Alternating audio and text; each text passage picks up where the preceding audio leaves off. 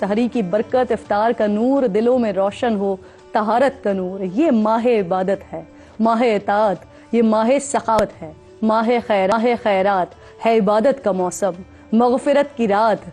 मुबारक तुम्हें रमज़ानुल मुबारक आ गया है, मोमिनों की मगफिरत का सामान आ गया है, माह नुज़ूल कुरान आ गया है। कैद में यकीनन शैतान आ गया है, लेकिन क्या हमारे अंदर का शैतान नफ्स भी कैद होगा? क्या हमने अपने वजूद को इस काबिल बना लिया है कि हम इस माह मुक़द्दस की बरकतें समेट सकें? क्या हमने झूठ, रियाकारी, फरेब, धोखा, मिलावट, मकर, अय्यारी, दजल, बेईमानी, बददियांती से तौबा कर ली है? क्या इस रमज़ान भी हम सर पर टोपी तो पहन लेंगे लेकिन दूध में मिलावट नहीं छोड़ेंगे? क्या हम इस रमज़ान भी हाथ में तस्बीह तो ले लेंगे लेकिन धोखा देकर खराब सब्जियां बेचना नहीं छोड़ेंगे?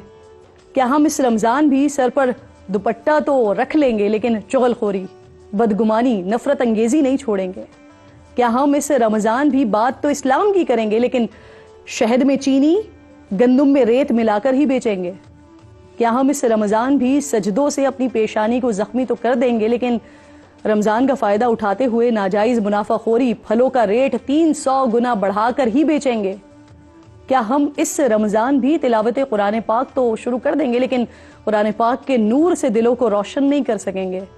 क्योंकि हम रोज़े तो अल्लाह रब्बुल जलाल के लिए रखेंगे लेकिन गुस्सा अपने आसपास वालों पर निकालेंगे, जैसे रोज़ा रखकर हमने अपने घर वालों पर, दफ्तर वालों पर या राहगीरों पर एहसान किया हो।